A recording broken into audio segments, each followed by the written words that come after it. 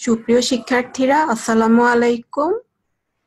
Model academy কর্তৃক আয়োজিত online ক্লাসে তোমাদের সবাইকে স্বাগতম। আশা করছি তোমরা সবাই সুস্থ আছো, ভালো আছো এবং নিরাপদে আছো। আমি আমেনা রহমত, সহকারী শিক্ষক, মডেল একাডেমির দিবা শাখা। আজকে আমি সপ্তম শ্রেণীর বিজ্ঞান বইয়ের পঞ্চম অধ্যায় পরিপাকতন্ত্র এবং রক্ত সংবহন তন্ত্রের প্রথম কিছু অংশ নিয়ে আলোচনা করব।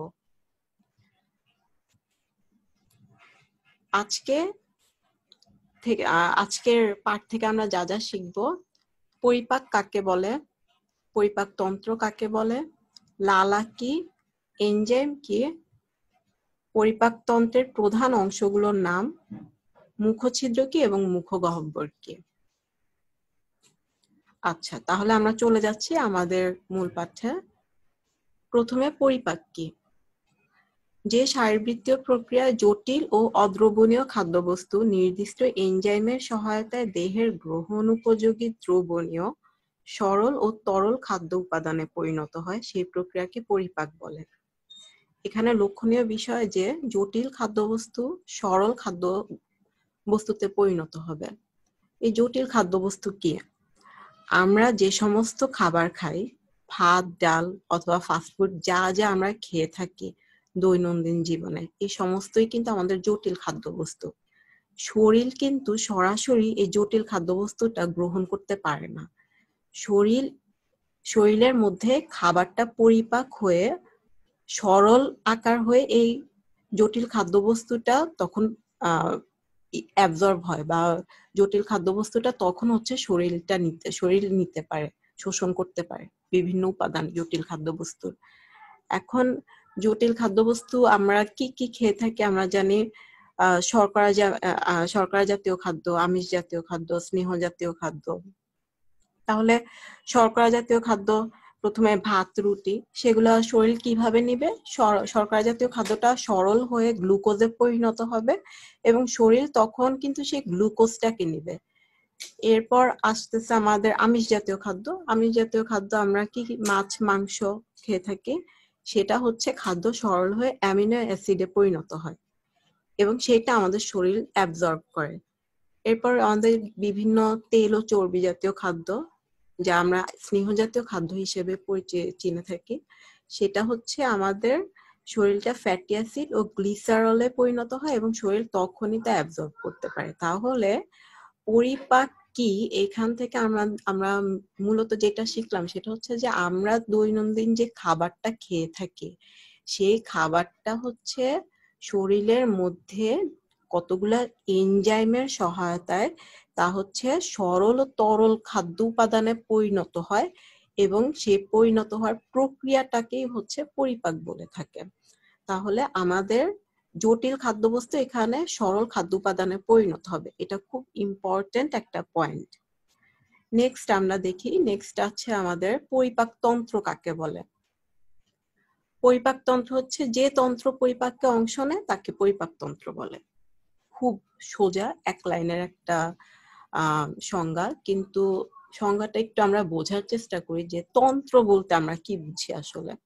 তন্ত্রটা কি? তন্ত্র হচ্ছে মনে করো একটা অফিসে অনেকে কাজ করে, অথবা মনে করো যে একটা ক্লাসরুমে অনেক স্টুডেন্টসরা পড়াশোনা করে।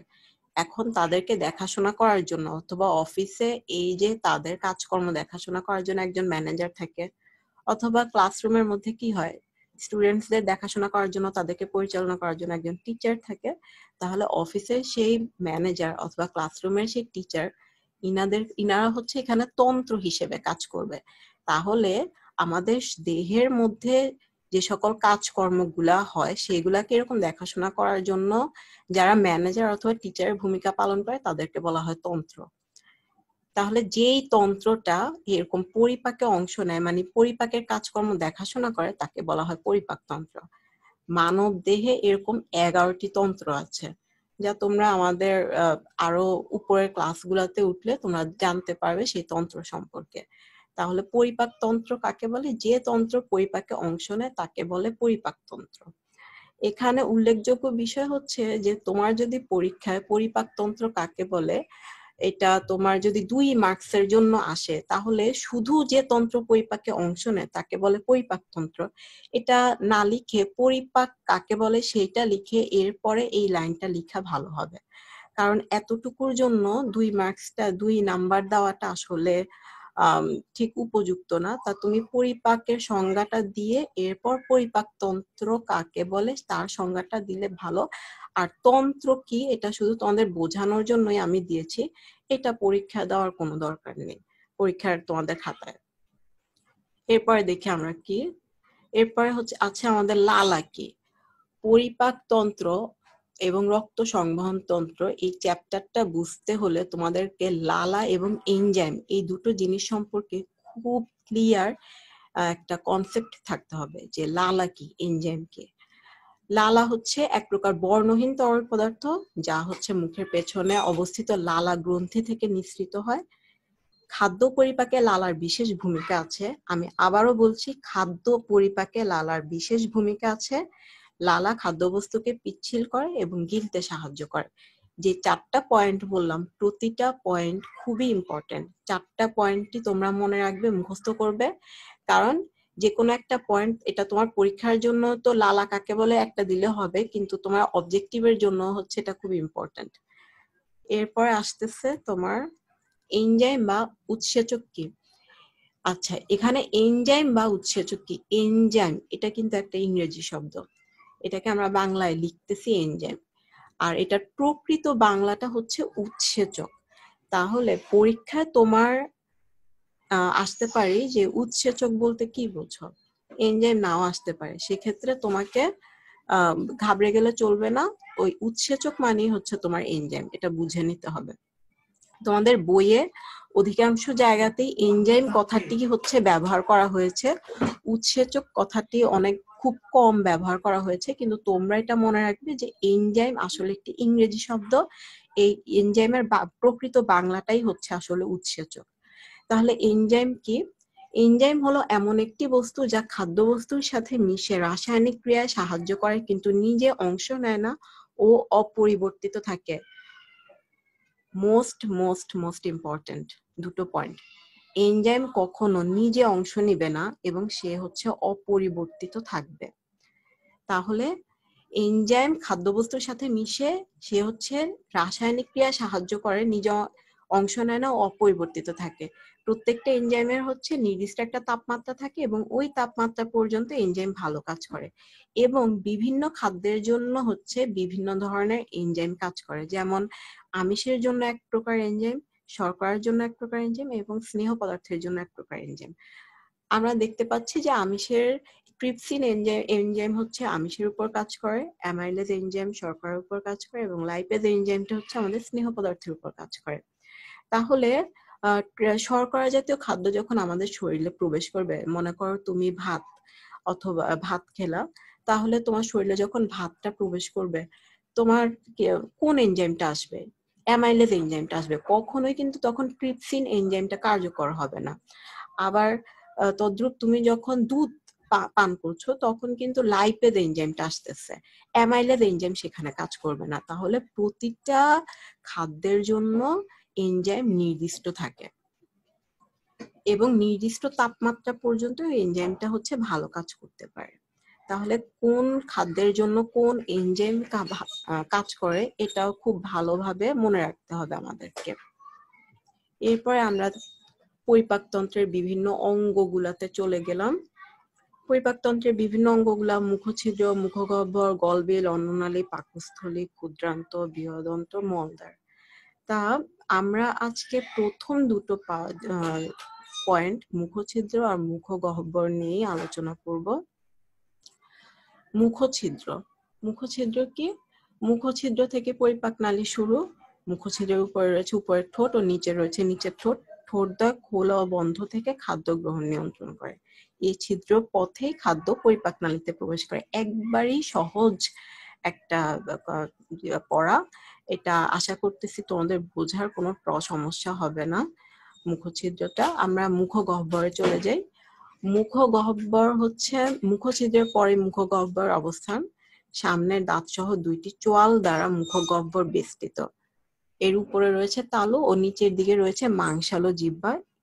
এছাড়া দুই পাশে রয়েছে 3 জোড়া লালা গ্রন্থি। তাহলে মুখগহ্বরের এই যে দুই পাশে রয়েছে 3 জোড়া লালা গ্রন্থি। 3 জোড়া লালা গ্রন্থি আমি ক্লাসে থাকলে কিন্তু তোমাদেরকে বলে দিতাম যে এটা দাগ করো, মার্ক করো, এটা অবজেক্টিভের জন্য ইম্পর্টেন্ট। কয় জোড়া লালা গ্রন্থি থাকে? 3 জোড়া লালা গ্রন্থি, অথবা কয়টি? 6টি লালা গ্রন্থি আসলে থাকবে। এরপরে আসতেছে আমাদের দাঁত। দাঁত খাদ্যবস্তু কেটে ছোট ছোট করে পেষণে সাহায্য করে। এই সময় জিহ্বা খাদ্যবস্তুর স্বাদ গ্রহণ করে এবং খাদ্যবস্তুকে বারবার দাঁতের নিচে পাঠিয়ে চিবাতে সাহায্য করে।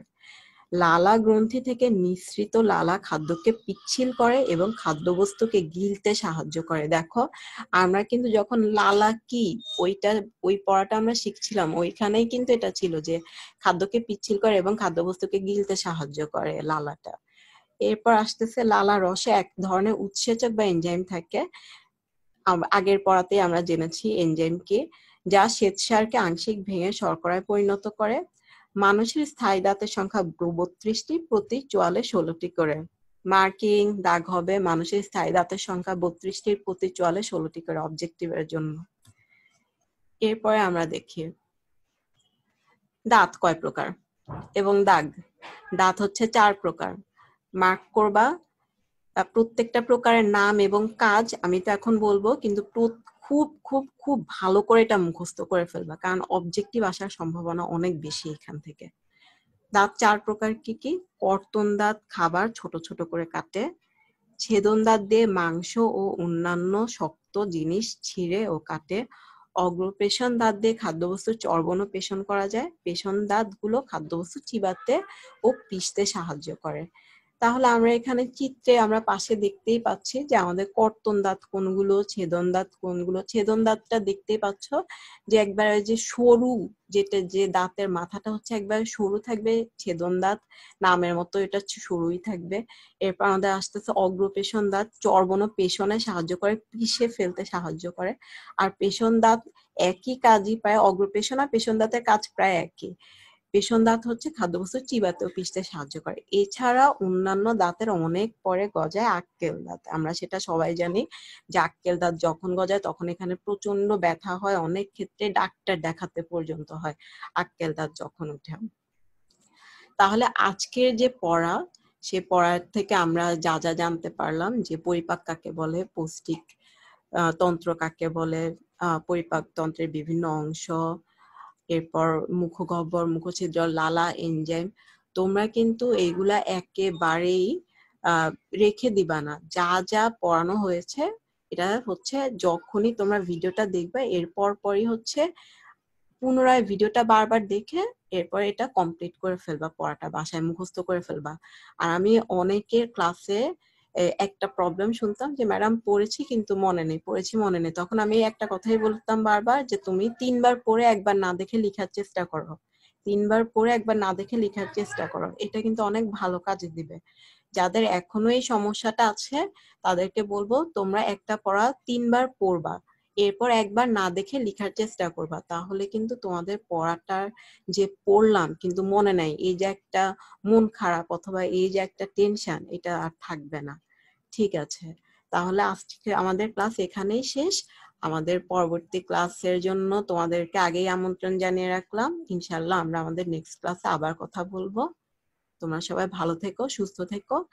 আর করোনা ভাইরাসের জন্য যে সকল নিয়ম কানুন মানা দরকার সবাই এখন জানো, সেই নিয়ম কানুন গুলা ঠিকঠাক মতো সবাই মেনে চলবা। আচ্ছা, ঠিক আছে।